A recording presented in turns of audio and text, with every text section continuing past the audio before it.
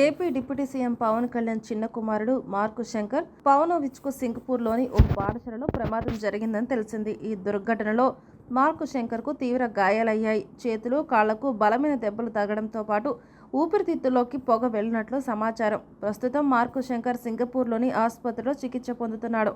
పవన్ కళ్యాణ్ కుమారుడికి ప్రమాదం జరిగిందనే వార్త క్షణాల్లో వైరల్ అయింది. విషయం తెలిసిన వెంటనే మెగాస్టార్ చిరంజీవి తీవ్ర ఆందోళన వ్యక్తం చేశారు. పవన్ కళ్యాణ్కు ఫోన్ చేసి ధైర్యం చెప్పడంతో పాటు మార్కు శంకర్ త్వరగా కోలుకోవాలని ఆకాంక్షించారు.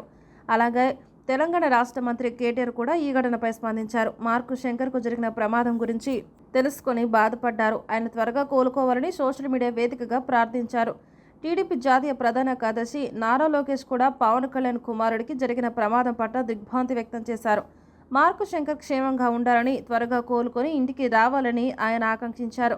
పవన్ కళ్యాణ్ కుమారుడికి జరిగిన ఈ ప్రమాదం ఆయన అభిమానులను, జన సైనికులను తీవ్రంగా కలిచివేసింది.